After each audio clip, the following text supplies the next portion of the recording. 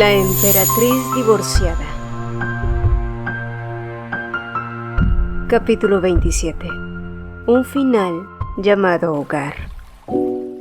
Tras volver de ver a sus bebés, Navier permaneció sola recordando las palabras de Lebeti. Según su relato, Sobieshu se había mostrado perturbado al ver a Anne, reaccionando de manera extraña como si quisiera aferrarse a él, y Navier comprendió entonces que el marqués Carr intentaba despertar sus recuerdos mediante un estímulo emocional. Tal vez Sobieshu había amado sinceramente a la hija de Rashta, y ese pensamiento la llevó inevitablemente a pensar en Henry, quien solía pasar horas cuidando a sus hijos, y le resultó aterrador aceptar que aún no había regresado, y la inquietud persistió incluso al día siguiente cuando seguía sin noticias suyas. En lugar de la información que esperaba, recibió la visita inesperada de la princesa Charlotte, que solicitó asistir al Consejo de Estado para anunciar que había aceptado la propuesta de matrimonio de Lord Corsair. La noticia fue celebrada por los ministros, pero Navier no pudo alegrarse. Aún recordaba con claridad haber visto a su hermano y a Mastas confirmar sus sentimientos, y el repentino compromiso la desconcertó. Sospechó que Corsair había renunciado a un amor correspondido por el bien del imperio, una idea que la inquietó profundamente, porque ella misma se había casado por necesidad, pero nunca lo sintió como un sacrificio. Así que, ¿no era injusto para Corsair, para Mastas e incluso para Charlotte? La inquietud no la abandonó ni siquiera cuando salió a dar un paseo por el palacio y se cruzó con el archiduque Kaufmann, quien mencionó que pronto deberían llegar noticias sobre los pilotos enviados a Lund. Fue un pequeño alivio, pero con el paso de los días y sin noticias de Henry, la angustia se volvió constante. La ausencia de su esposo se sentía en todo, en sus manos, su voz, su risa, y por primera vez, Navier experimentó el miedo real de perder a alguien amado, de no saber si estaba vivo o muerto. Antes había temido perder el trono y su posición, pero Henry la había sostenido en ese entonces y ahora él no estaba. Entonces comprendió que su mayor temor ya no era perder su posición, sino perderlo a él, sin poder apoyarse plenamente en nadie. Debía sostenerse sola, por lo tanto era momento de apartarse, aunque fuera un instante, de las obligaciones imperiales y pensar únicamente en Henry, en cómo salvarlo y en cómo mantener el país de pie hasta su regreso.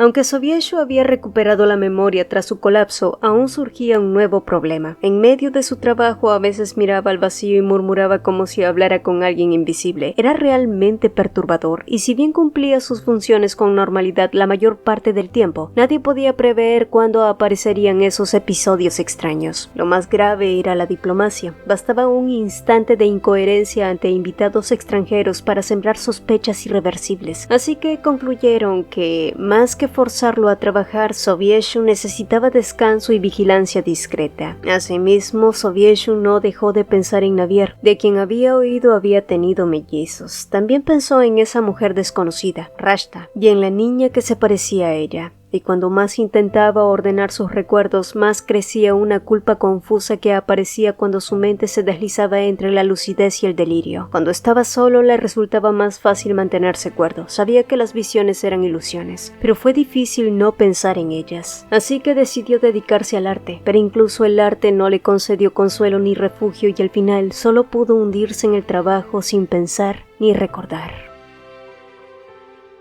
En los días siguientes llegó la invitación de Año Nuevo de la Unión, la cual exigía una respuesta inmediata. Sin embargo, al tratarse de una coalición abiertamente hostil al Imperio Occidental, no podía tomarse a la ligera. Por otro lado, cuando Navier informó sobre la desaparición de Henry, el primer ministro reaccionó con incredulidad. Navier entonces explicó que la Unión pretendía aislarlos, pero su plan solo funcionaría si todos obedecían sin cuestionar. No buscaban una guerra abierta, ya que romper el tratado de paz también libraría al Imperio Oriental, y tras reflexionar sobre la situación, Navier llegó a una decisión clara. No buscarían abiertamente a Henry, harían que la Unión lo trajera de vuelta a ellos. Solo bastaba demostrar que no todos los países afines de la Confederación eran incondicionales. Navier entonces señaló en el mapa a Weidmund, Blue Bohian y Lund. No necesitaban tropas, sino aliados visibles, comercio, riqueza e influencia. Si la Unión estaba detrás de la desaparición de Henry, debían presionar en el mismo terreno, pero antes de convocar a los embajadores, el duque Ergi llegó inesperadamente desde Blue Bohia, y al informarle de la desaparición de Henry, Ergi confirmó que la carta enviada había regresado sana y salva, lo que indicaba que algo había ocurrido después. Navier no estaba segura de si podía confiar plenamente en el duque, pero Ergi había sido una pieza clave que los ayudó tanto a Henry como a ella a escapar de Oriente, así que decidió hacerle una petición por el vínculo que tenía con su esposo. Entonces Ergi dio la noticia decisiva: el rey de Blue Bohia había decidido apoyar a la confederación. Con eso el plan se debilitó. Blue Bohia quedaba afuera. Momentos después, cuando Navier se quedó sola, comprendió la gravedad de la situación. Con solo Whitemon y Lund, su respuesta sería frágil, pero no había alternativa. La Nochevieja se acercaba y debía intentarlo, y más tarde llegó una noticia alentadora. El barco piloto enviado a Lund había regresado con éxito. Con Blue Bohia descartado, Lund se convirtió en su aliado más prometedor. La llegada de los carruajes causó asombro general. La carga superaba con creces la enviada. Alfombras, joyas, cofres coloridos, muebles exóticos e ingredientes conservados con magia llenaban los vagones, como una escena irreal. El representante comercial confirmó el éxito. Lund había mostrado un interés excepcional, incluso con el apoyo de la familia real. Y el día siguiente, Navier se enteró que Kaufman estaba desbordado por embajadores de numerosos países, atraídos por los bienes de Lund. Sin embargo, pese a las ofertas externas, mantuvo su promesa de exclusividad con el Imperio Occidental, lo cual fue un alivio. La apuesta por Lund había dado frutos, y aunque el primer ministro seguía inquieto, Navier fue clara: el continente de Lund seguía siendo el aliado más dispuesto a cooperar.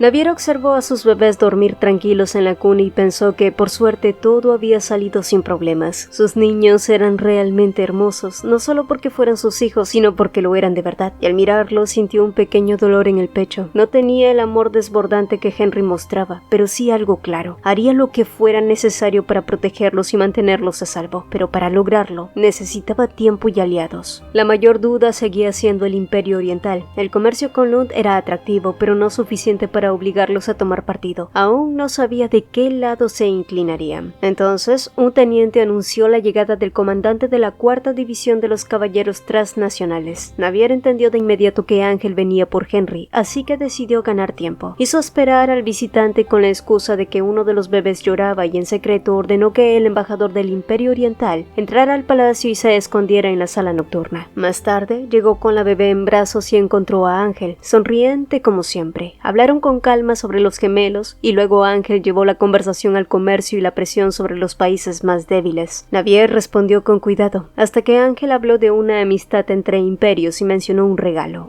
especial, un pájaro grande de plumas doradas en una jaula de oro. El ambiente se volvió tenso. Navier sintió la garganta seca, pero sonrió y le dijo que tenía curiosidad. Entonces un sirviente entró con la jaula cubierta, y mientras Ángel ponía la mano sobre el paño, Navier luchó por no mostrar su inquietud. Tal vez no fuera Henry, tal vez Ángel no supiera nada, y entonces el comandante retiró la tela. Y por un instante Navier creyó ver a Reina, pero tras mirarlo atentamente se percató de que el ave enjaulada era un águila real que se parecía mucho a Henry, pero no lo era. Por otro lado, no debía ser una coincidencia que Ángel hubiera traído un regalo como ese ante ella. El mensaje era bastante claro. Ángel conocía la identidad de Henry y lo tenía cautivo. Minutos después, y tras despachar a Ángel, le pidió al embajador de Oriente que saliera de su escondite, quien había oído todo, y yendo directo al grano, Navier le hizo una propuesta. No era exactamente una alianza entre naciones, pero sí una oferta que podía equilibrar las fuerzas entre imperios. Y más tarde, McKenna regresó al palacio tras una larga búsqueda. Habían enviado a muchos a encontrar a Henry, pero sin éxito. Navier entonces le explicó que el ave había sido un regalo de Ángel, pero que sospechaba que él tenía retenido a Henry en forma de pájaro. McKenna se alarmó y quiso rescatarlo de inmediato, pero pronto entendió que un ataque directo podría provocar una guerra. Atacar a los caballeros de la sombra equivaldría a enfrentarse a toda la Alianza Continental Lunar, y otros países podrían reunirse en su contra. Tras pensarlo con calma, la emperatriz tomó la decisión. Anunció que asistiría personalmente al Festival de Año Nuevo. El plan era bastante claro. Ella iría rodeada de sirvientes y escoltas para atraer la atención, mientras McKenna y los demás caballeros se infiltrarían para buscar a Henry. Así que, habiendo resuelto eso, Navier pidió que informaran a las delegaciones del Festival de Año Nuevo que ella y su esposo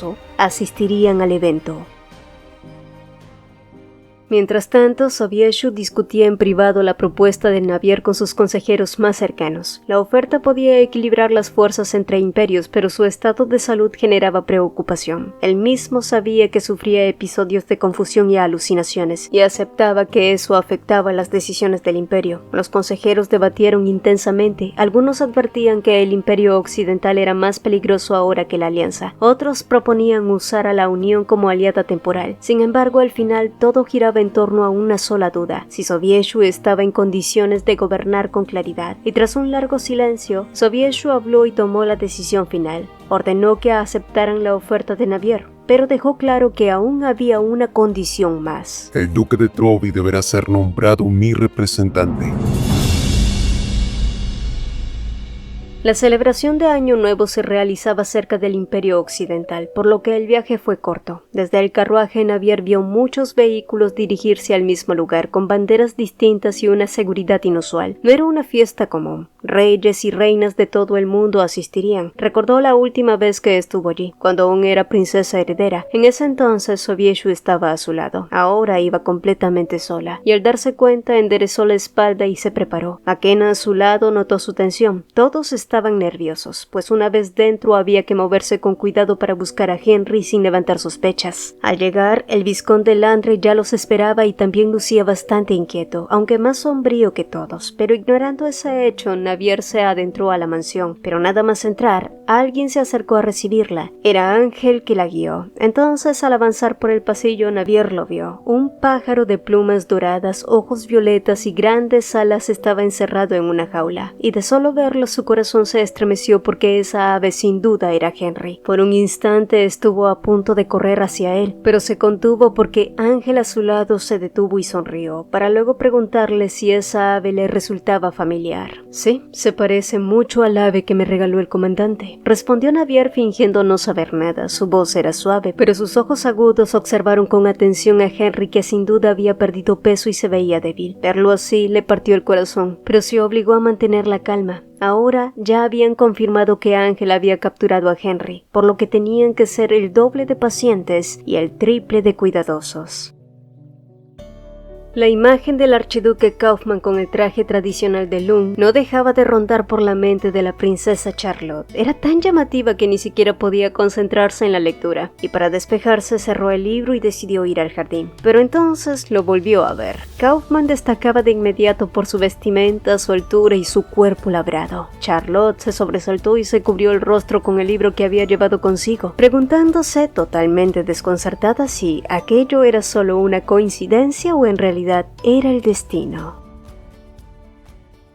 Henry colgaba torpemente dentro de una jaula, expuesto a las miradas curiosas de quienes pasaban y sonreían con aparente amabilidad. A él no le causaba nada de gracia. Su mente estaba fija en Navier. Su rostro sorprendido, su mirada triste y preocupada no dejaban de perseguirlo. Pensaba que al final todos serían atrapados cuando recuperaran las piedras mágicas y lamentaba haber ido solo. Sin embargo, también entendía que era más seguro así. Si varios se hubieran transformado en aves al mismo tiempo, habrían levantado sospechas. Ahora era urgente encontrar una forma de escapar. Pero entonces de pronto se escucharon gritos y pasos apresurados. Un grupo de caballeros apareció corriendo por el pasillo. Todos llevaban máscaras y lo más extraño, cada uno vestía un uniforme distinto. Había caballeros de varios países, incluso el Imperio Occidental y del Cuarto Cuerpo. Y antes de que Henry pudiera reaccionar, tomaron la jaula y salieron corriendo con él dentro. Asustado y avergonzado, Henry gritó y se golpeó varias veces contra los barrotes. Entonces una voz baja lo calmó al llamarlo Su Majestad. Eso le bastó para entender que eran aliados. Aunque el trayecto fue brusco, soportó en silencio porque lo importante era huir. Pero de pronto el grupo se detuvo de golpe y Henry salió disparado, cayendo torpemente al suelo. Al incorporarse, se encontró frente a Ángel, quien bloqueaba el pasillo junto a varios caballeros de la Unión. Por detrás, otros más cerraron el paso. Estaban completamente rodeados. Ángel, astuto como siempre, notó de inmediato que algo no cuadraba. Tantos uniformados distintos para para rescatar a un simple pájaro era demasiado sospechoso, y en medio de la tensión, uno de los caballeros enmascarados susurró el plan. La habitación de Navier estaba en el segundo piso al fondo del pasillo con la puerta abierta. Henry entendió de inmediato y asintió discretamente. Entonces estalló el combate. Espadas chocaron y el pasillo se llenó de ruido y confusión. Y aprovechando el caos, abrieron la jaula y Henry salió volando con todas sus fuerzas. Algunos intentaron atraparlo, pero el techo era alto y los caballeros estaban ocupados luchando.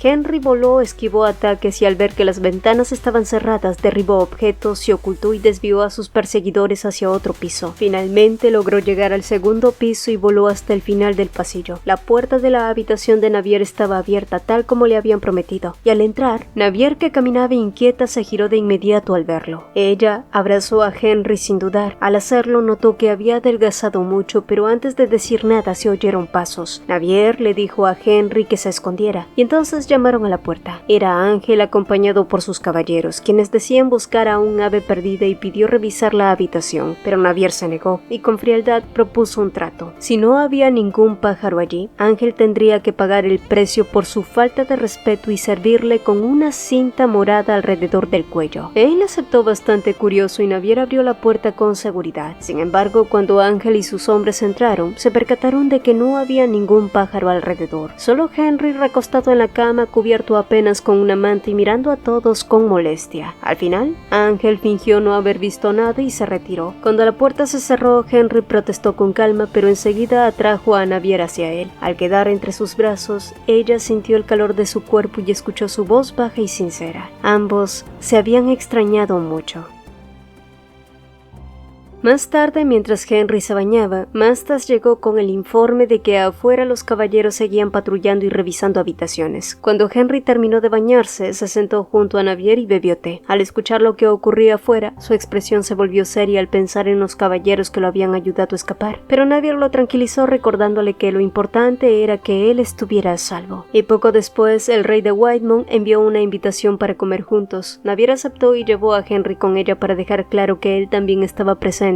Durante la comida, el rey habló casi todo el tiempo de su hija, la princesa Charlotte, y aunque la charla fue cordial, Navier no se sentía nada cómoda. Conocía demasiado bien las relaciones entre Charlotte y su hermano y Mastas, y mientras bebían café con una sonrisa tranquila, el sabor le resultó amargo, sobre todo cuando el rey empezó a hablar con entusiasmo de cómo debería celebrarse la boda. Asimismo, en otro lugar, Ángel permanecía en el pasillo observando el lugar donde antes colgaba la jaula, mientras los caballeros registraban las demás habitaciones reales. Su segundo al mando le preguntó con cautela entonces si de verdad pensaba cumplir el trato y servir a la emperatriz con una cinta morada. Ángel no respondió directamente, en cambio, se preguntó cómo el gran pájaro había desaparecido tan rápido. Había elegido ese pasillo a propósito. Las puertas y ventanas estaban cerradas y la única salida lógica llevaba a la habitación de la emperatriz. Allí no encontraron ningún pájaro, solo al emperador Henry. Aún así, Ángel estaba convencido de que el ave pertenecía al Imperio Occidental, y al ver las plumas en el suelo, las recogió en silencio pensativo.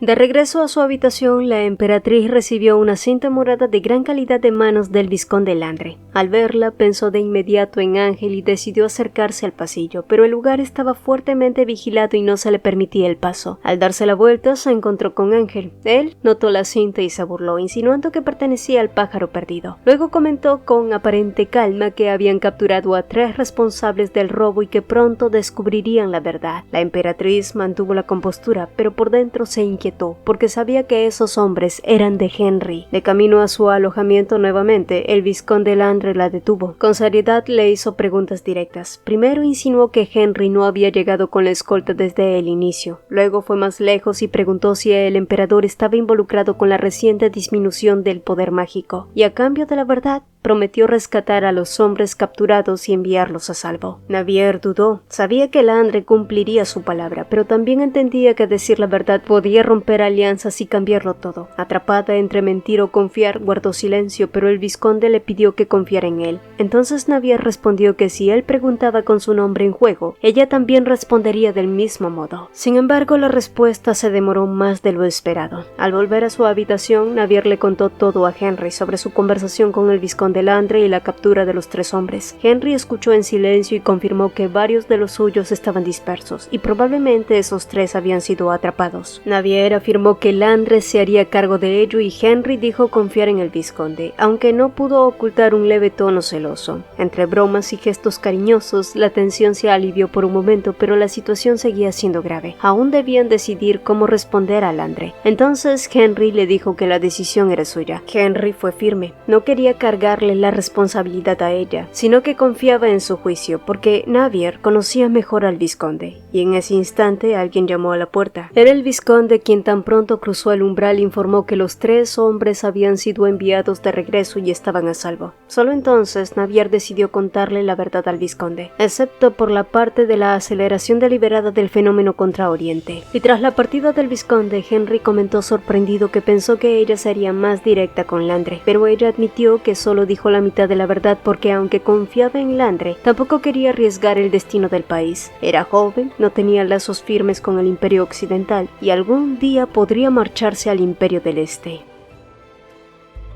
Finalmente, el evento principal del día de Año Nuevo llegó. En la fiesta, el salón estaba lleno de música y murmullos, pero para Navier lo único importante era que Henry estaba a su lado. Fue entonces que un ruido fuerte interrumpió el momento y Ángel apareció entre la multitud, vestido de forma exagerada con un lazo morado envolviendo todo su cuerpo con una sonrisa provocadora y comentarios impertinentes, lo que irritó bastante a Henry, pero Navier lo tranquilizó, sobre todo porque las miradas curiosas estaban sobre ellos. Entonces, una idea inquietante cruzó su mente. Tal vez no solo habían capturado a 3 caballeros, y al hablarlo con Henry y el vizconde Landre, este confirmó que solo había visto a 3, aunque la prisión estaba llena. Y en ese instante un fuerte sonido metálico resonó en el salón, y Ángel reapareció sonriendo y anunció un espectáculo. Una gran jaula de hierro avanzó entre la gente. Dentro había un caballero. Henry lo reconoció de inmediato y apretó los dientes. Era uno de los suyos, alguien que no figuraba entre los capturados. El vizconde Landre estaba tan confundido como el resto mientras los invitados murmuraban incómodos con Ángel avanzando con calma hasta el podio, como si nada pasara. Con voz tranquila anunció que un ladrón había entrado a la sede de la Unión y que solo habían logrado capturar a uno. Señaló la jaula y el caballero dentro quedó expuesto como un espectáculo.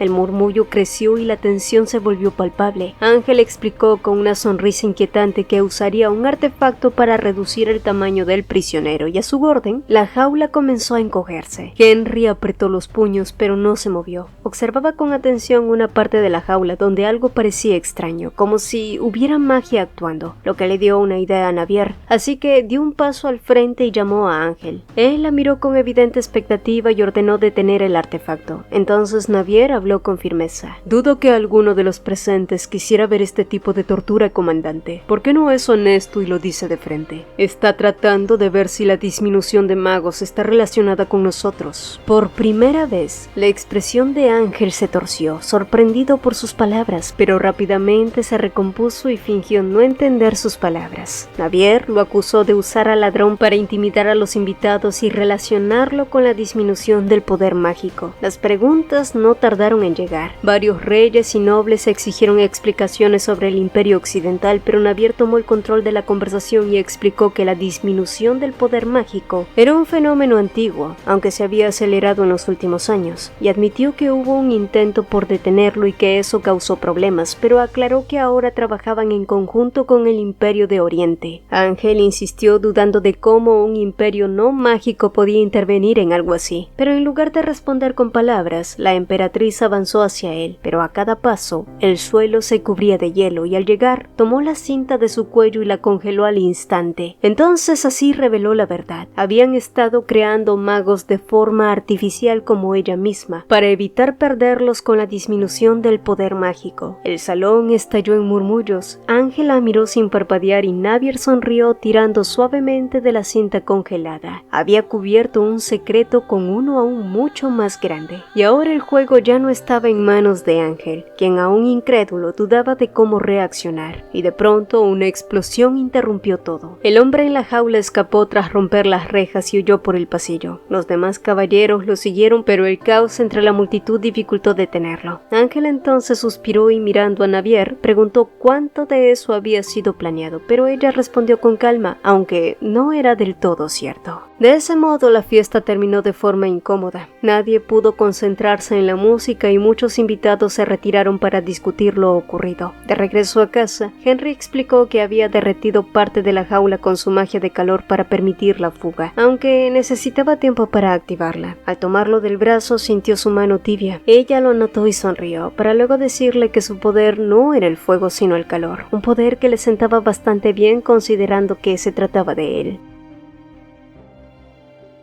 Mientras tanto, en Occidente, Lebetti vio a Ergi solo en una de las escaleras apartadas, jugando distraído con un collar. Días antes, la emperatriz Navier había salido por Año Nuevo y aunque al inicio pareció algo bueno, Lebetti sintió una mala corazonada y rezó por su seguridad. Intentó distraerse con Larry y Kai, pero al pensar en su hermano terminó llorando y salió a tomar aire. Al caminar hacia un lugar aislado, se encontró nuevamente con Ergi, a quien consideraba responsable de las muertes de su familia, y al ver que no había nadie cerca, se quitó los zapatos para no hacer ruido y se acercó en silencio para empujarlo, y estuvo a punto de hacerlo, pero no pudo. Ergi, al notarla, habló con burla y eso la desarmó, por lo que la muchacha huyó olvidando sus zapatos. Y días después, al recordarlo, regresó por ellos, pero ya no estaban. Así que le confesó todo a Laura, quien fue a enfrentar a Ergi directamente, pero justo antes de tocar la puerta donde se alojaba el duque, este salió corriendo pues había recibido una carta urgente y por lo apresurado que había salido del palacio parecía que no eran buenas noticias. Al llegar al palacio, Navier y Henry recibieron la carta del Imperio del Este que aceptaba la propuesta de Occidente, pero Sobieshu dejaba claro que, dado que no podía actuar en público por su salud, nombraría al padre de Navier como su representante, y esa noche Navier observó a Henry cuidar con dedicación a los bebés. La escena era tan tierna, pero ella no lograba tranquilizarse. Por alguna razón, una emoción inexplicable le oprimió el pecho y las lágrimas aparecieron sin darse cuenta. Henry lo notó enseguida y la abrazó. Navier, vulnerable, le pidió que no se fuera nunca de su lado, y ese pensamiento que antes no le habría dolido ahora la asustaba profundamente. Temía la sola idea de que algún día él pudiera amar a otra persona, y con voz seria le advirtió que jamás toleraría una traición. Henry, sorprendido pero firme, le prometió sin dudar que eso nunca ocurriría.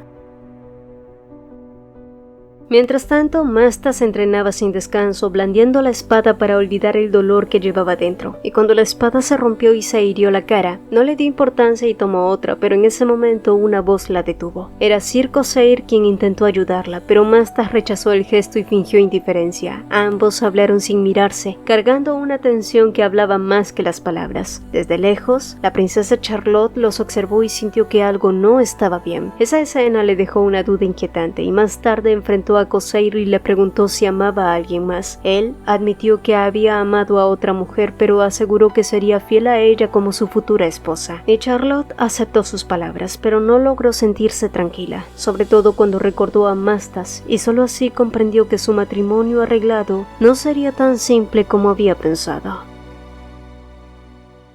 Al día siguiente, durante la reunión del gabinete, los ministros se tranquilizaron al ver reaparecer a Henry. Sin embargo, quedaron impactados cuando se anunció oficialmente que el duque de Trovi asumiría como representante del emperador adjunto del Imperio de Oriente, y que ambos imperios abandonarían al mismo tiempo la alianza con la Unión. Aunque hubo preocupación por el comercio y las consecuencias políticas, nadie se opuso abiertamente. Entonces Navier tomó la palabra y propuso que los imperios de Occidente y Oriente se unieran para crear una nueva organización que respondiera a la Confederación del Continente, e incluso sugirió sumar al reino de Weidmund. La sala quedó en completo silencio, sorprendida por la audacia de la idea, pero pronto Navier reconoció en las miradas de todas esas personas presentes que ya no la miraban con desdén o desconfianza, sino todo lo contrario. Así que, con una leve sonrisa, ella preguntó a los ministros qué les parecía, convencida de que estaban dando el paso correcto.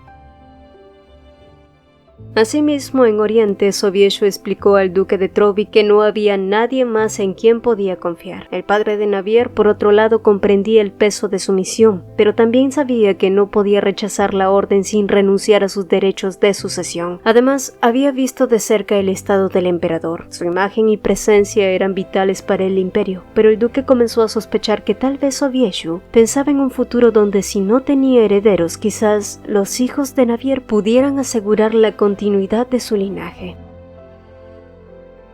Ángel recibió el informe de que los imperios de Oriente y Occidente habían abandonado la unión al mismo tiempo. No se mostró sorprendido, lo había sospechado desde la víspera de Año Nuevo, cuando la emperatriz Navier habló con una calma que le generó desconfianza. Y aunque la salida debilitaba a la alianza, Ángel intuía que aquello podía traer algo aún más peligroso. Con una sonrisa expectante pensó que los imperios, ahora inseguros, podrían buscar nuevas alianzas y guardó la cinta morada con cuidado, como si esperara ese momento.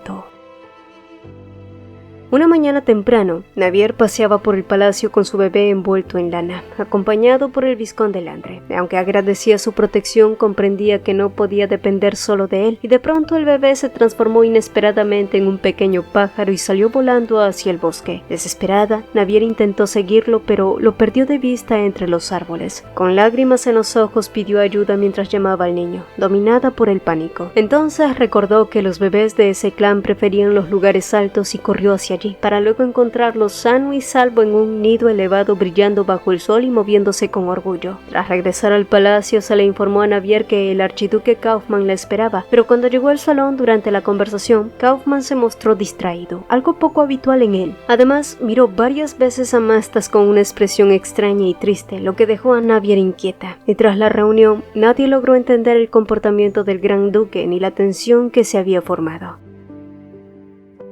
Kaufmann salió de la habitación de la emperatriz con la mente llena de pensamientos. No podía concentrarse en los asuntos políticos porque solo pensaba en Corsair, Mastas y la princesa Charlotte. Sabía que Charlotte estaba insegura, temía que Corsair no la amara de verdad y que su matrimonio fuera infeliz. Y aunque Corsair quería serle fiel, los sentimientos podían cambiar y Kaufmann lo sabía mejor que nadie. Mientras tanto, Charlotte estaba sola, cansada de que todos celebraran su matrimonio por conveniencia política. Cuando le avisaron que Kaufmann había ido a verla con un gran ramo de flores, dudó, pero finalmente permitió que entrara, sin siquiera esperar la confesión del archiduque. Porque sí, Kaufmann se le confesó. Le dijo que la amaba antes de que ella se casara. Charlotte estaba sorprendida, pero aún así aceptó las flores y, convencida de que Corsair amaba a otra persona, comenzó a pensar que casarse con Kaufmann sería la opción menos dolorosa para todos. Cuando le preguntó cuánto la amaba, Kaufmann respondió sin dudar, incluso aceptando alejarse de la emperatriz Navier si era necesario, lo que terminó convenciéndola, pero sin saber que en realidad Kaufmann le había propuesto matrimonio sin amarla realmente, sino más bien como un sacrificio por Navier. Aún así, juró que Charlotte nunca se enteraría y que la haría la mujer más feliz del mundo. Al día siguiente de que la princesa Charlotte se marchara a Whitemount, Corsair llegó con el rostro serio y triste, y aunque su matrimonio con Mastas estaba ya resuelto, ambos no podían ocultar su desánimo. Navier trató de consolarlo, recordándoles que no había obligación de casarse con Charlotte y que la decisión había sido de ella para protegerse. Y entre los preparativos de la nueva coalición surgieron discusiones sobre Whitemount. Algunos querían excluirlo y otros incluirlo, pero finalmente, gracias al apoyo de Kaufmann, se logró mantener a Whitemount en la unión con condiciones favorables para ellos. Y tras casi un mes de negociaciones, finalmente llegó la fecha para la entrada en vigor de la coalición. Y mientras los sirvientes se encargaban de empacar, Navier recordó cómo hace un año atrás había escapado junto a Henry del Imperio Oriental. Ahora, con Henry y los bebés, estaban formando un nuevo pacto con el Gran Imperio del Este. La tranquilidad del futuro viaje contrastaba con los recuerdos difíciles del pasado. Ambos habían dejado ir al pasado y ahora estaban más enfocados en el presente. La conversación entonces derivó hacia el duque de Ergi, y Navier preguntó si él estaría bien. Sin embargo, Henry suspiró y decidió dejar atrás esos recuerdos, pues según lo que él sabía, su amigo seguía aferrándose al pasado. El duque Ergi regresó a la mansión sin avisar y preguntó de inmediato por su madre. El mayordomo, sorprendido, dudó antes de responder. Entonces, desde lo alto de las escaleras, apareció Alicia comentando que la salud de su madre siempre mejoraba y empeoraba. Pero Ergi la ignoró y fue directo al anexo donde su madre descansaba. Al verla, Ergi recordó el pasado y los errores que había cometido, y lo parecido que había sido la historia de Alicia con la de Rashta, aunque esta última había muerto envenenada. Muy por el contrario de la amante amante de su padre, y hubiera sido ideal marcharse de allí sin mirar atrás, pero no podía dejar a su madre allí, ni mucho menos llevarla con él por su estado delicado de salud. Entonces un ave dejó caer una carta, la cual era un mensaje de Henry que le proponía ayudarlo y le informaba sobre una posible coalición entre imperios, ofreciéndole llevarlo a Oriente si aceptaba. El duque Ergi entendió a qué se refería Henry, a la poderosa maga sanadora que servía al emperador Sobieshu, ya que si esa maga cuidaba a su madre durante varios días, ella podría recuperarse lo suficiente como para huir del país. Sin embargo, Ergi lo consideró imposible. Un emperador no enviaría a un sanador tan valioso para ayudar a un enemigo, y con amargura arrugó la carta y descartó la idea. Los días pasaron y finalmente llegó el día de la coalición. Por tanto, cada representante de los países que los conformaban debían ir para realizar las firmas, y debido a la condición de Sobieshu, se decidió que se realizaría en Oriente. El viaje en carruaje fue tranquilo y a medida que cruzaban la frontera, todo se volvió más nostálgico. Las calles familiares, la gente, el pueblo que Navier conocía. Era increíble que hubiera pasado ya un año desde el día que huyó con Henry, pero allí estaban de nuevo, mostrando a Guy y Lari por las ventanas mientras pasaban. Al llegar a la capital, la emperatriz fue recibida por ministros, cortesanos y su padre, quien se emocionó al sostener a los bebés. Y una vez en el palacio, viejos amigos y aliados vinieron a ofrecer su apoyo. Sir Artina mostró su lealtad al acompañarla a pesar de los conflictos familiares, y al día siguiente la nueva coalición imperial avanzó con la firma oficial de los documentos de la Federación. Más tarde, sola con el sumo sacerdote, éste recordó a Navier desde su infancia, deseando su felicidad y protección desde entonces, entendiendo también el dolor que Sobieshu le había causado. Pero era bueno que esa chica, que siempre fue una buena emperatriz, había alcanzado la felicidad. Esa noche, Navier y Henry vistieron a los bebés con ropa a juego. La escena era alegre y encantadora. Los pequeños disfrutaban de la atención mientras Henry los mostraba con orgullo y cariño. Y al bajar al salón de banquetes con los bebés, Navier fue recibida por sus amigos y sirvientas felices de verla bien. La atención se centraba en los niños, aunque algunos nobles mostraron tensiones y miradas frías cuando el duque de Tuania se presentó. Pero pese a eso, Navier disfrutó del momento con su familia, orgullosa de sus hijos y de la seguridad que ahora los rodeaba. Y después de pasar tiempo con viejos amigos, Navier salió con Lari a dar un paseo, recordando los lugares de su infancia, pero mientras señalaba su árbol favorito, se encontró con Sobieshu, quien la miraba fijamente. Hubo un silencio incómodo, pero también un reconocimiento mutuo de los recuerdos que habían compartido. Sobieshu habló con nostalgia sobre el pasado, mostrando claramente su arrepentimiento y su deseo de que Navier fuera feliz, y antes de marcharse también anunció que dejaría su puesto como emperador, y quizás esa fue su forma de expiar todos sus errores. Y al día siguiente, Navier se preparó para partir. Pasó horas y horas escribiendo cuidadosamente una carta. Luego se despidió de sus padres y confió su mensaje a Sobieshu. Él leyó la carta en silencio, pensativo y cargado de remordimiento, caminando frente a la fuente mientras reflexionaba sobre sus errores y la oportunidad perdida de recuperar a Navier. Y a pesar de su dolor, decidió aceptar la situación y seguir adelante, consciente de que debía enfrentar sus equivocaciones en lugar de dejar que lo consumieran, mientras el marqués Karl lo acompañaba en silencio, ofreciendo todo su apoyo. En el camino de regreso, Navier y Henry disfrutaban hablando de lo adorables que eran sus hijos y de los elogios que habían recibido. Al llegar al Imperio Occidental, ella sintió que estaba realmente en casa. Sosteniendo a sus hijos y la mano de Henry, compartieron un momento de calma y felicidad. Y más tarde, mientras organizaban su agenda, Navier reflexionó sobre lo valiosa que era su vida cotidiana y la tranquilidad que ahora podía disfrutar. Al cuidar de Lari y Kai, sintió mucho orgullo y amor profundo por su familia. Henry también expresó con ternura cuánto la admiraba, provocando sonrisas a su alrededor. Realmente, Navier había conocido lo que era el amor y la felicidad, y esperaba que ésta durara para siempre.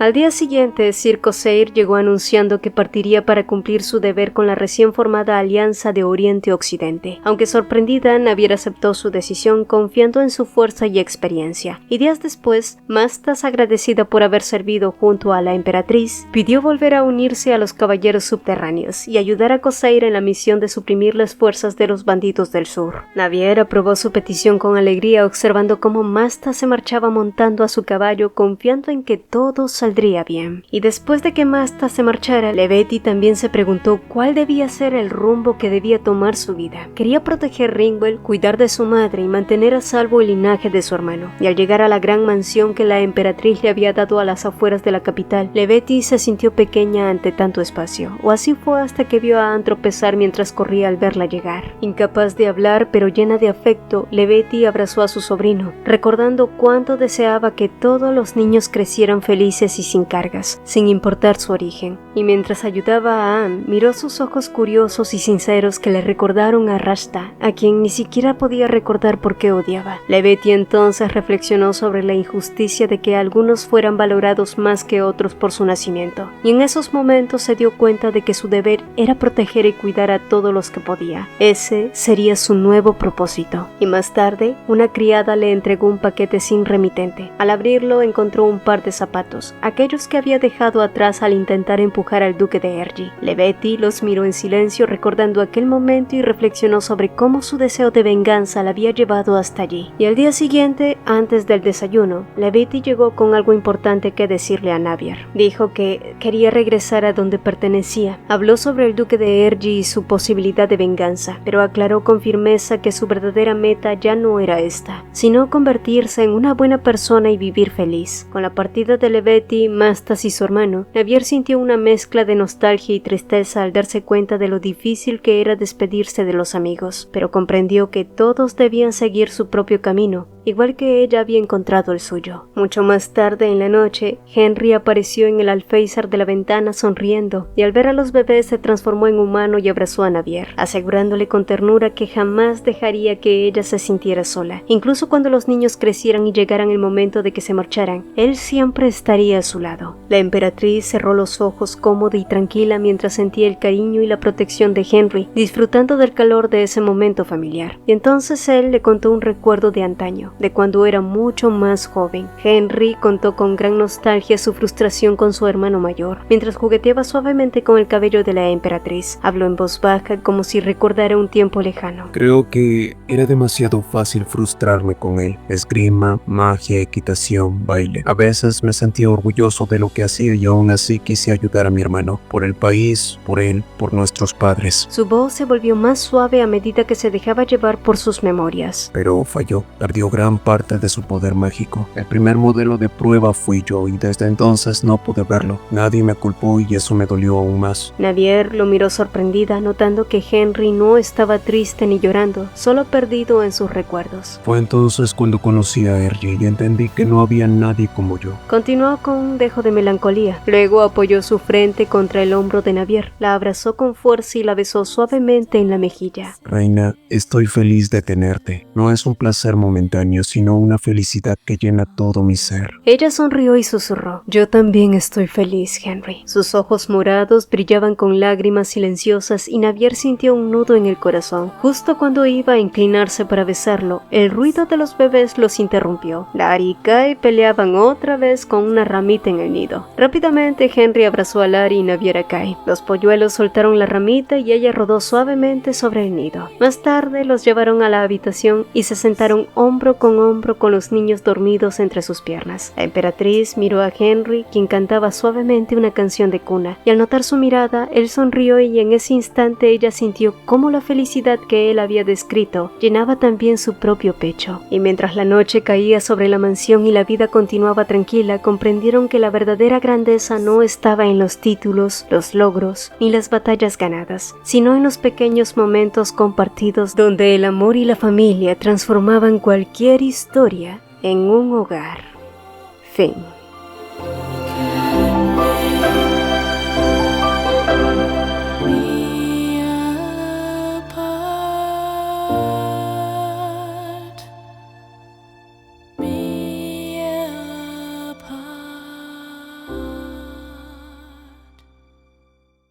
Si el video te gustó, te agradeceríamos dos cositas. Regálanos un like y cuéntanos en los comentarios qué te pareció. Nos encanta leerlos. También te invitamos a formar parte de los miembros del canal. Al unirte a la membresía tendrás acceso anticipado a nuestros videos y podrás usar los fabulosos emojis personalizados que hicimos con mucho cariño para ti. Y si quieres estar al tanto de todas las novedades, no olvides unirte a nuestra comunidad en WhatsApp. El enlace está fijado en el mensaje destacado. Mi nombre es Cecilia y nos vemos en un próximo video.